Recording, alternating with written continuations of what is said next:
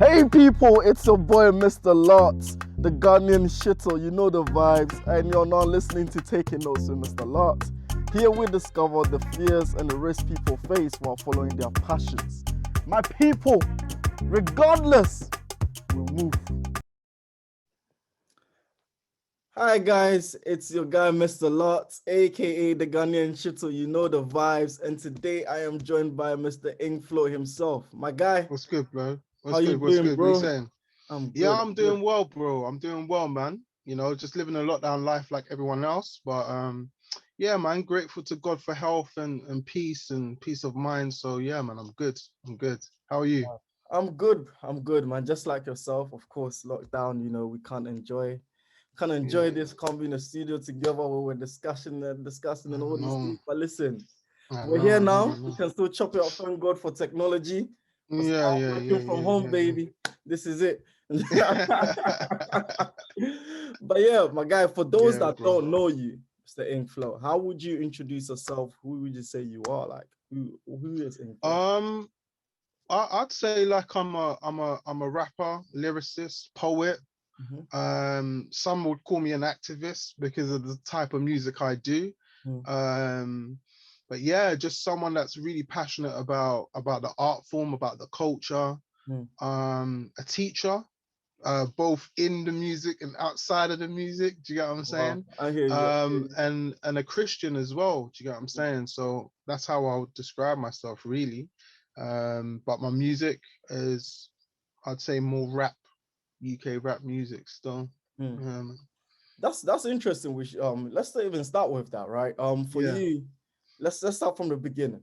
yeah, yeah, Where did yeah, this yeah. where did this passion for music or come from? Like, what made you love music so much, and why do music?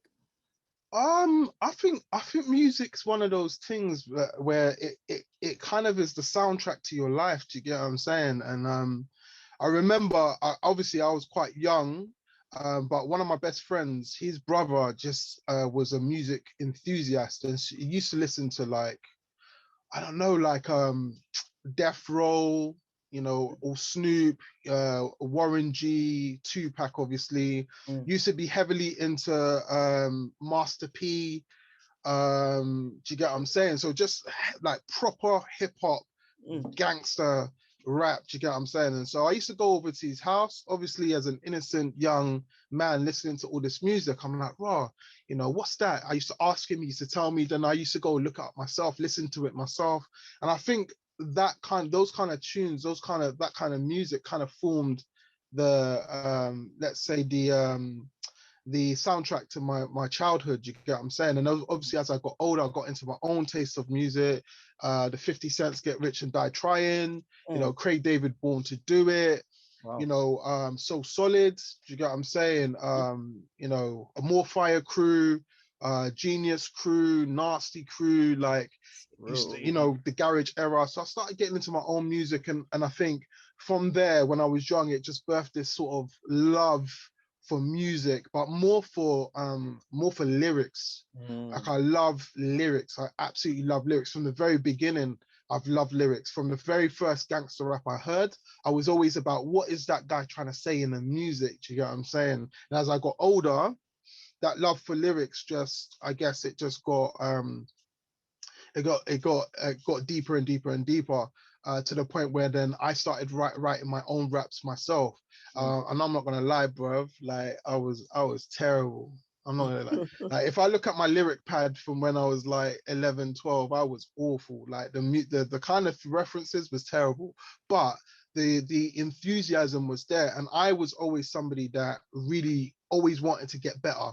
Mm. So even if I was rubbish and I knew I was rubbish, I would listen endlessly to, like, a young Kano, a young Dizzy Rascal, a young at the time I used to listen to this crew called NAA Mm. with Big Nasty, but there was a guy called Solo and L-Man in that crew You're that getting I out your used to age, innit? I used to study, bruv. I used to Yeah. study religiously. Do you get what I'm saying? Even Heartless Crew of Mighty Mo, like, he was one of my favorite lyricists growing up as well. I Mhm. used to study religiously so that I can improve my own lyrics. Do you get what I'm saying? So yeah, man, that love was birthed from early in my friend's house, do you get me, with his older brothers, and then sort of developed as I got older with the rise of garage, and then grime, do you get me, and then sets. I used to go to a lot of sets in South London, and clash people and everything else. So yeah, man, I think that birthed that love and that desire to want to do music, to do rap, to do, you know, to do lyrics. And then from there it just got deeper and deeper, I guess. You know what I'm saying? Wow. I think I had to ask that question because with everything you say there and all the influences you mentioned there, it brings me to the main thing, which is the single right out right now called Oath, right? And I was listening to that and I was like, oh, the instrumental was cold. And now that you mentioned all these things, I sort of see all these influences embedded in it. So, you know what, let's just get right straight into the single, right? Let's talk about Oath. And obviously I want to hear, why come up with this, why this title, why this, you got really personal in the single, right? For anyone that's not to go check it out, I'll put all the links in the description below. But yeah, let's talk about this. Let's talk about why you thought they need to be very super vulnerable in this tune. And yeah, let's talk a bit more about the single. It was good for me to be able to have this kind of conversation because it means that I can dissect it a little bit better for people that might have listened to it and thought, raw, that is like really deep. Is he going through this now? A little bit of a disclaimer, I'm definitely not going through that now. Like I'm definitely not, it's definitely not my life now. Like my life is so far removed from that. But I wrote the song in 2017. Bear in mind, I've been doing music beforehand, under the moniker Increase, yeah? And that music was, I'd say, Christ-centric in the sense that it was very heavily based upon Christianity or the Christian experience, yeah?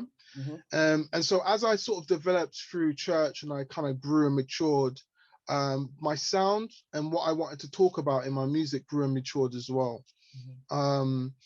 You know, and as a result, me being in the studio sort of in 2017, my pen just took on a different kind of tone. Whereas back in the day, my pen was very much about deliverance, very much about getting you to believe in God, very much about salvation, very much about hell and condemnation. Like my pen sort of between the time of 2016, 2017 was taking on a different kind of vibe, a different kind of tone, because I felt like it was important for me to share my experiences. It's not a lot, there's not a lot of experiential music out there for the listener, especially coming from artists that might be Christian. Do you get what I'm saying? And so as a result, you know, we get kind of surface level Christian rap. Now, I wouldn't claim to be a Christian rapper now. You know, I wouldn't claim to be that, but I am a Christian who raps. Do you get what I'm saying? And so I felt it very necessary to share my experience, not in an explicit way, not in a way to create sensationalism, but in a way that will provoke conversations about the whole concept of a double lifestyle. And so when I was writing Oath, it was an opportunity for me to get off my chest everything that I was unable to say when I was under the moniker Increase. Because when I was under that name, there was a lot of responsibility on my shoulders in relation to young people, young Christians that were listening to my music, young Christians that had seen me perform in church, young Christians that knew I was a Christian rapper. So it was a lot of responsibility. And often when I used to be in the studio, I never really shed that responsibility in order to create music that would have been boundary pushing or provoke any kind of conversation. And so in 2017, I felt it necessary for me to remove the shackles of that responsibility and delve into writing about my experiences from an honest perspective. So I called it, initially it was called Under Oath. And then I shortened it just to Oath, because when I'm the concept is that I'm telling the truth. I'm under oath. I'm telling you the truth of what has happened in my life, so that I can liberate those that might be experiencing something very, very similar. Do you get what I'm saying? And just not to talk for long, not to talk off your ear, but I remember a very vivid experience, and I'm gonna say this because it's quite relevant. I was in the studio. I used to go to the studio in North London. Crazy enough, I always think back to that time. I was just gallivanting around, but I used to link up with these studio producers called the Confectionery. One of which is actually a guy called TJ, who is, you know, blowing up right now. He's doing very, very well.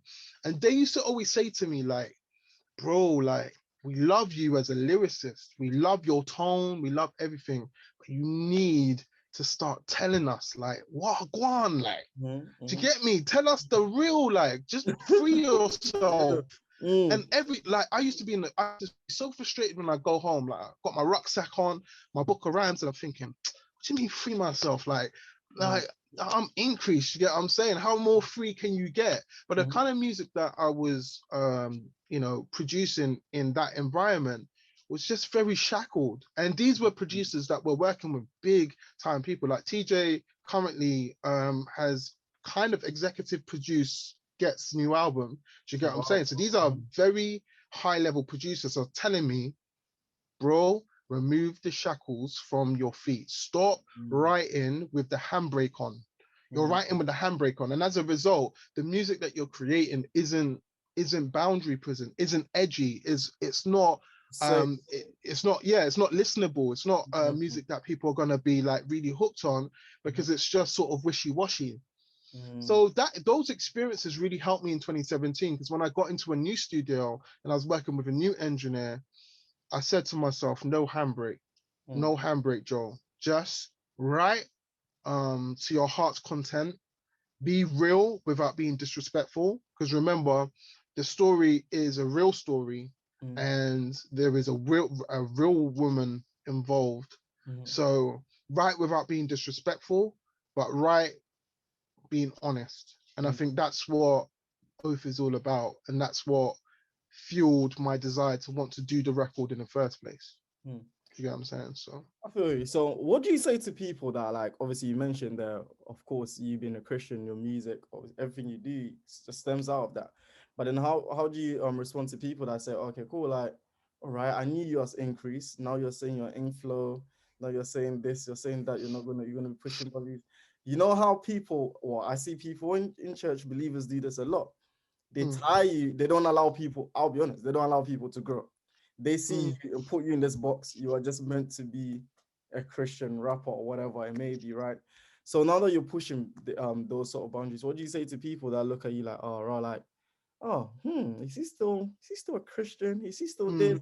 Now, how do you respond to that? Because these are things I've seen. These are things people do.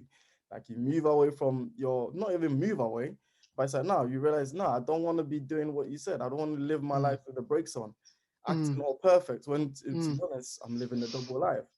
So how do you respond to such people that say that? Well, first and foremost, like, the reason why I wouldn't label myself a Christian artist, because it's unfair to Christian artists for me to do that, because the music I'm producing isn't overtly Christian, because there are secular tones to my music. That's not to say that I'm swearing off the place, but it's to say that some of the stories and the experiences that I'm sharing are secular. They're not based in church. So it would be unfair for me to call myself a Christian artist.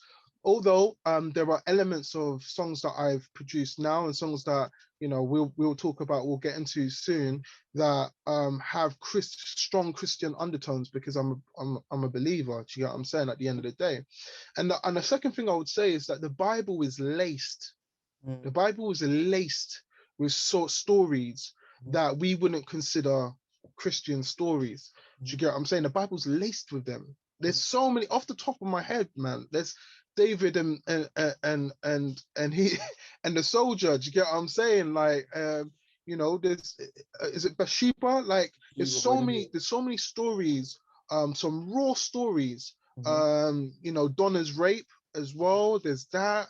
Do you get what I'm saying? Like, there's so many stories in the Bible, and they're not just for the sake of just being there, but they teach a moral or a what they call a proverb about what to do and what not to do. Do you get what I'm saying? And I think that's what my music is. I'd say they're proverbs. If anything, do you get what I'm saying? Oath is a proverb. You've probably heard oath in Proverbs, where it talks about the woman, the seductress woman coming out at midnight to seduce. Do you get what I'm saying? Like, you probably heard that story in the Bible. Do you get what I'm saying? So for people that might be like, oh, do you know what? This is just another one that's just falling by the wayside, and he doesn't want to do Christian music anymore because he's unsaved and he's doing this and he's doing that. I just say, look, the life of a Christian is rough. We know that because if you're honest with yourself, if you look around your church, you look around people that are connected to your church, you will understand they are definitely not perfect.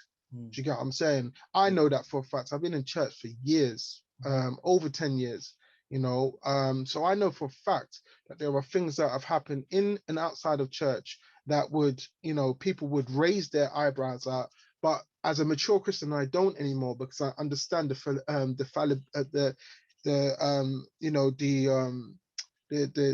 humanness of humans. Do you get me? The fleshiness of humans, because we are flesh. Do you get what I'm saying? As much as we're striving for righteousness, we make mistakes, and that's all part and parcel of the Christian experience. And I think a lot of people need to sort of take their head out of the sand and accept that. And once they accept that, the level of maturity that you will have and the growth that you will experience in God will be remarkable, because you don't hold people to an unrealistic standard. The only person that you're holding to that standard is Jesus. Do you get what I'm saying? In and of yourself, you're sinful, and that's not to say that my music is half glass empty and it's just focusing on sin.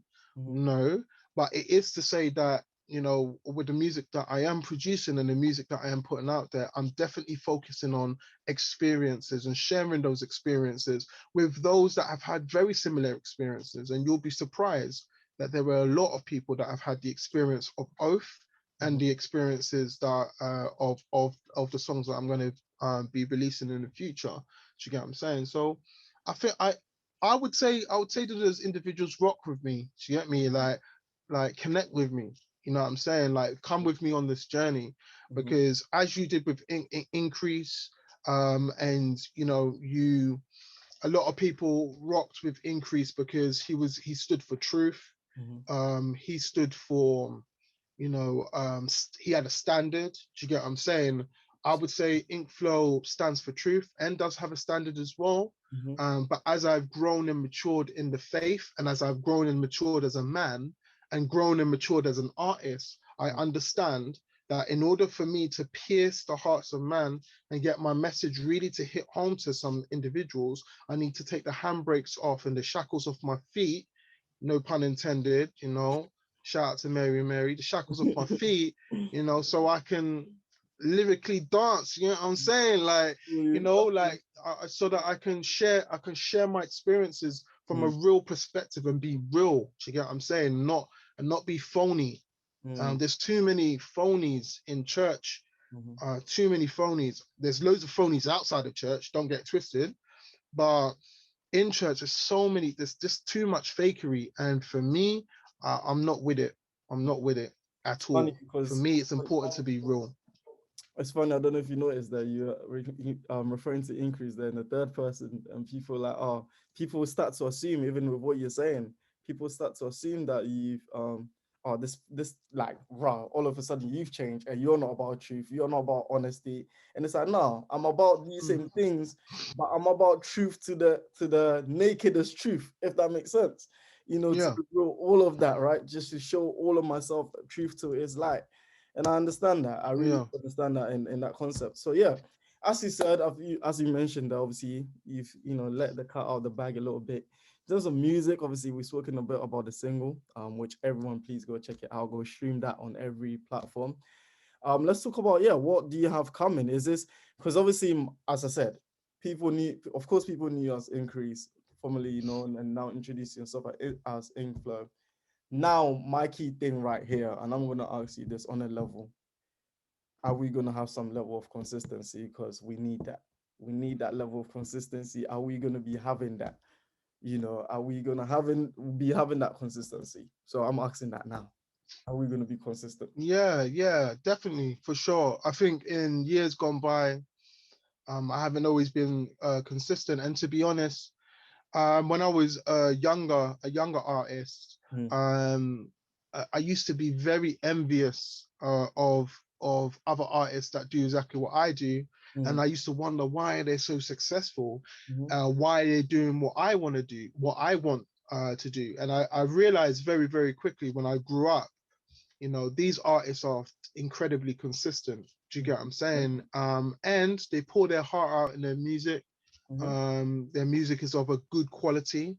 So if Mhm. it's of a good quality and you're consistently releasing music of a good quality, what do you think is going to happen? Do you Mm. get me? You're going to get people that gravitate to you. But if you're somebody that releases a single every 5 years, in this current climate where music is heavily saturated, Mm. you don't stand a chance. Even if you're releasing music, I mean, I released Oath about maybe nearly 2 weeks ago, Mhm. you know, and and the streaming numbers have been great for a new artist like myself. I don't even watch that. You know what I'm saying? But if you're just releasing music every 5 years, every 6 years, let's be unless you're J Electronica and you've got some kind of mystery to you, Mm. really people don't give a damn. Do you get what I'm saying? Let's be real. Especially if the artists that are coming out are coming to take necks off, like they're coming for people's heads, like, and then you come with your one single every 6 years, 7 years, people don't give a damn. Mm. Even if you release consistently, people don't give a damn. People don't care. Mm. So my aim now Mhm. and in the future is to release consistently and just see. Mm. No expectations. No, oh, this person has to promote my stuff. Nobody has to do anything for me. Nobody cares. People have their own lives. Like I saw this video from this independent it's like this independent artist Instagram, and the Mm. video was Nick Brewer talking to a few ladies about being an independent artist, and it was quite interesting. I Mm. loved the video, and in the video he was like, nobody cares. And that's Mm. the reality. And this is like, to me, like, Nick is an established artist. You get what I'm saying? Nobody cares. Mm. Nobody cares about your EP. Nobody cares about your single. Nobody cares about your music video. Nobody cares about your concepts. Mm. Nobody cares.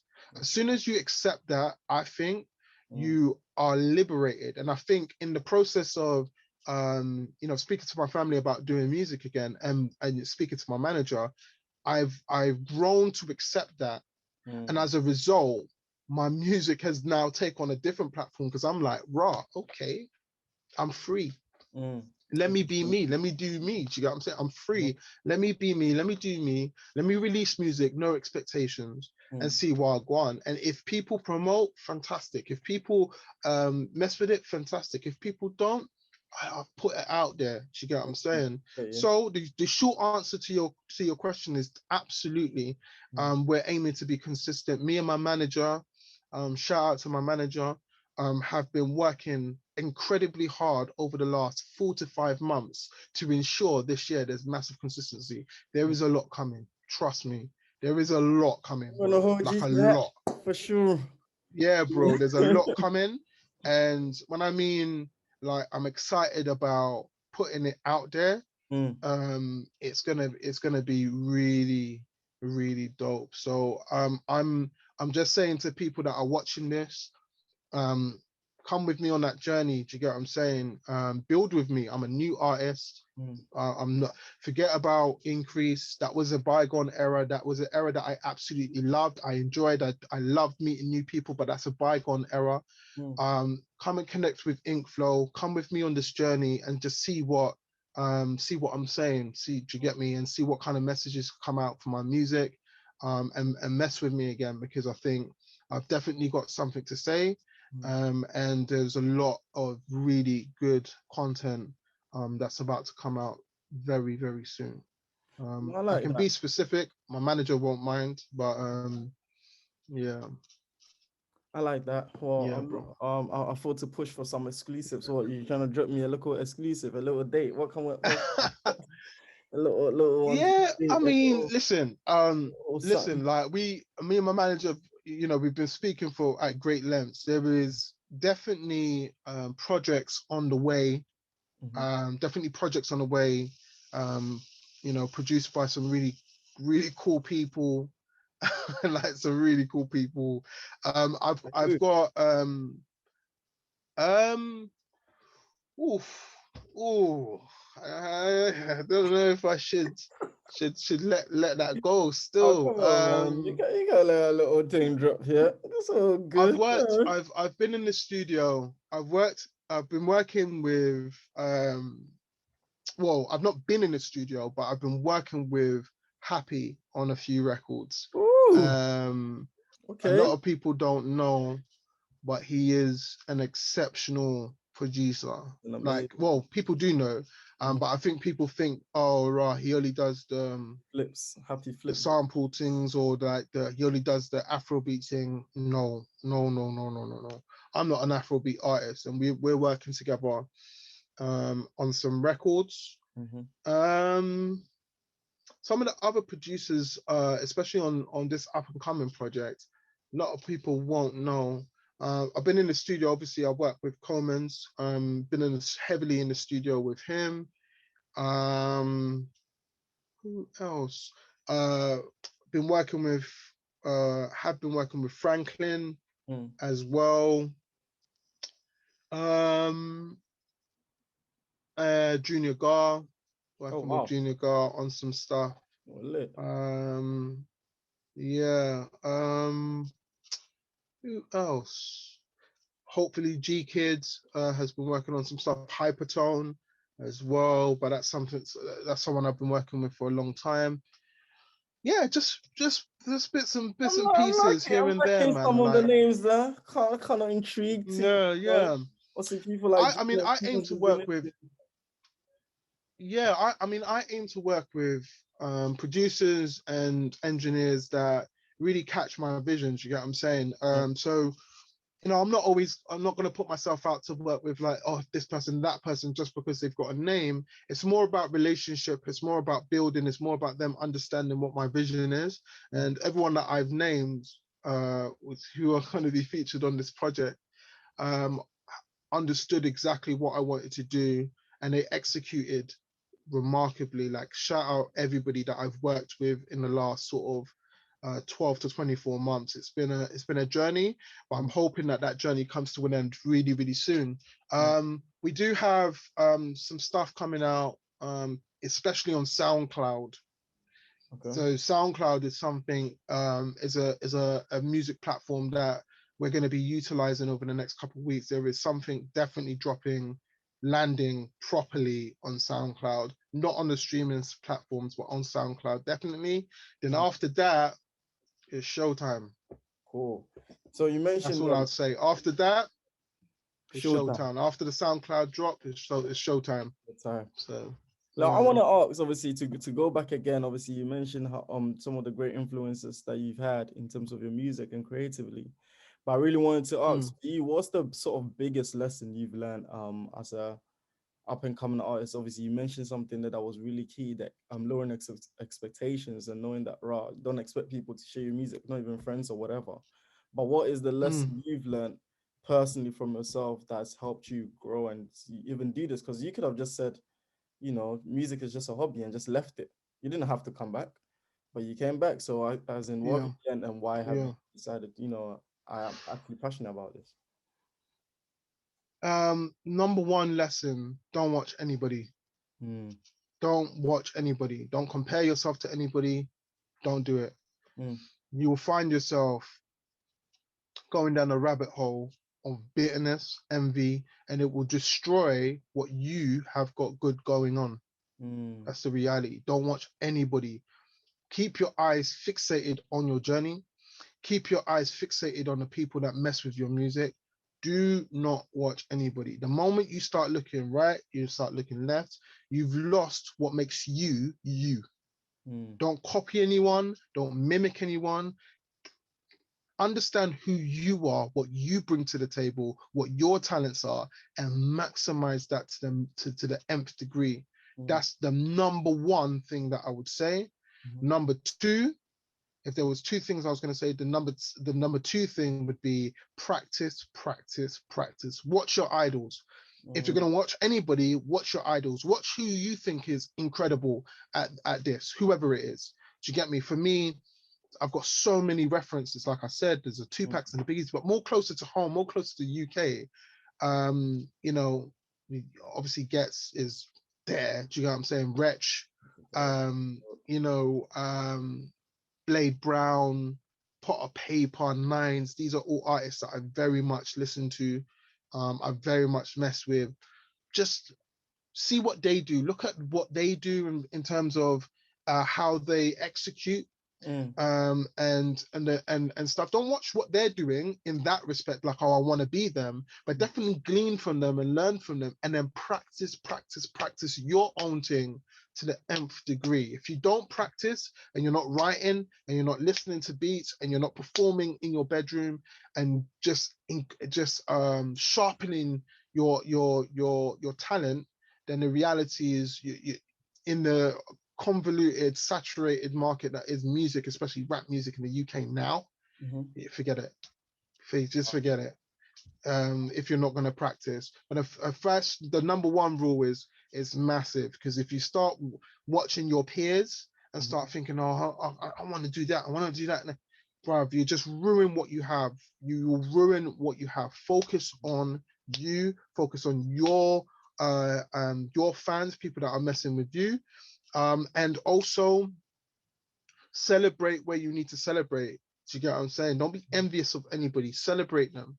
Hail them up. Do you get what I'm saying? If there's a good piece of, hail them up. Because the reality is, most of us are independent artists, and that hail up, that encouragement goes a long way in terms of justifying why we spent hours in the studio, why we spent hours sort of laying down verses and hooks, and spent hours on concepts and money on videos, why we do all of that. When someone says, nah, that was sick, that gives us encouragement to go on. So hail up people, don't be envious, don't watch anybody, and also practice your craft. And yeah, man, something definitely that I've taken on as I've grown from sort of being a young, sort of impressionable, immature artist to being the artist that I am today, as an older artist, as a sort of experienced artist. That's something that I've definitely taken on, and I think a lot of people will realize that once they start seeing interviews like this and they start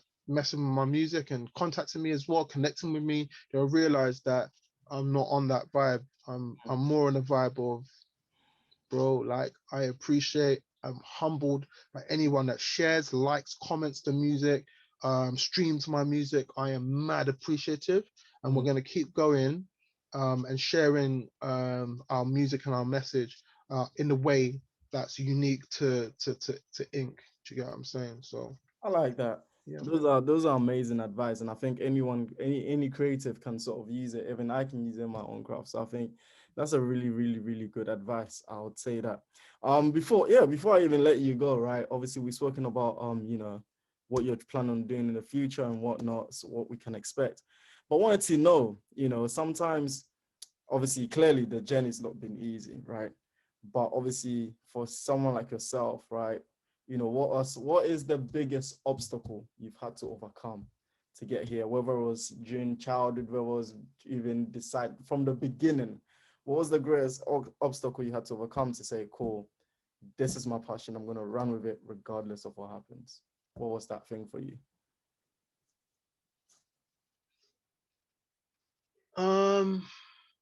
Probably the two biggest factors for me, the two biggest hurdles were probably time and money. Time and money. I think these are two big hurdles. I don't do music full time. I would love to do music full time, but I don't do music full time. I actually have a full-time job.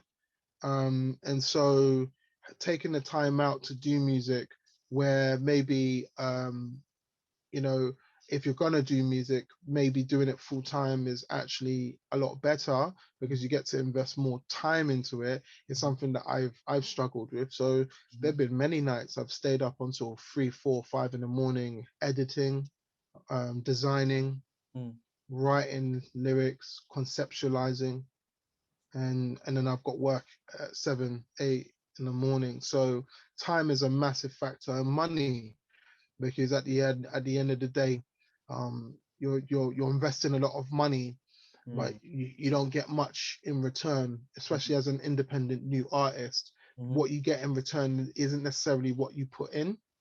Sure. So those are the two biggest hurdles. But for me, how I see it and how I justify it is this: we don't have a lot of time in the context of eternity.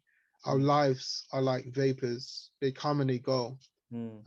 Right at this moment of time, there are millions of people dying all over the world. Right as we speak, right now, they're losing their lives. So time is not something that we have the luxury of. And because it's something that I don't have the luxury of, even though it's a hurdle and a barrier sometimes, because I have to invest time into it, I justify it by saying that this is time well spent, because this is me doing what I really want to do in life, which is to share my talent with those around me, with my circle, my community, my society, my culture, sharing my talent with those individuals. Do you get what I'm saying? So although time is a barrier, I choose to see time in a different perspective to allow me the opportunity to do what I really want to do, because I know that time is of the essence and we're not around forever, you know. That's the first thing. Money, again, I have the attitude that it does definitely comes and goes. I don't know anybody that's been able to take money into eternity. I don't know anybody that's been able to take all the money that they've earned in the lifespan that they've had and take it all into eternity. You really don't. Your physical possessions, whether it be chains and clothes and trainers, whether it be cars, houses, even children, wives, girlfriends, you leave all of that behind to go into eternity. You know, so although yes, you have to be very mindful about money. Let me not give that message that just be frivolous with your money and just spend it. No, you have to be wise. Don't be dumb. Be wise and save money and make sure you're financially prudent. But at the same time, understand that saving for a rainy day, that day may come spontaneously, and the rain might fall on your grave. Do you get what I'm saying? It might not be a rainy day where you get to enjoy and bring out your money. It might be the rain on your grave. So you have to also understand the spontaneity of life and understand that you have one shot at life. So really, you want to make the best of it. And making the best of it isn't just doing 9 to 5, just like this every single day. Making the best of it is understanding what your desires, passions, and loves are, and squeezing everything out of those things so that you can say that you really had a fulfilled life. And that's why those two barriers are barriers, but I choose to sort of move them aside to allow me to run the race towards what I want to do. Wow. Well, before I let every streaming platform, please go stream that, go like that, go share that. Please do. He knows you guys don't care, but please, me, I care. So please go and share it, go and listen to it. Please do. All that great stuff. And please keep up with Inkflo. Thank you so much, my guy. Respect it. Cool. Yeah, we're going to do this. Appreciate it, man. Love, man. Wow, what an episode. Well, I hope you had a good time. I hope, you took some good notes too. And remember, don't be greedy. Share this with your family, your friends, your neighbors, and even your ancestors. Stay tuned for more Taking Notes, Mr. Lartz. And remember, one more thing. We move regardless.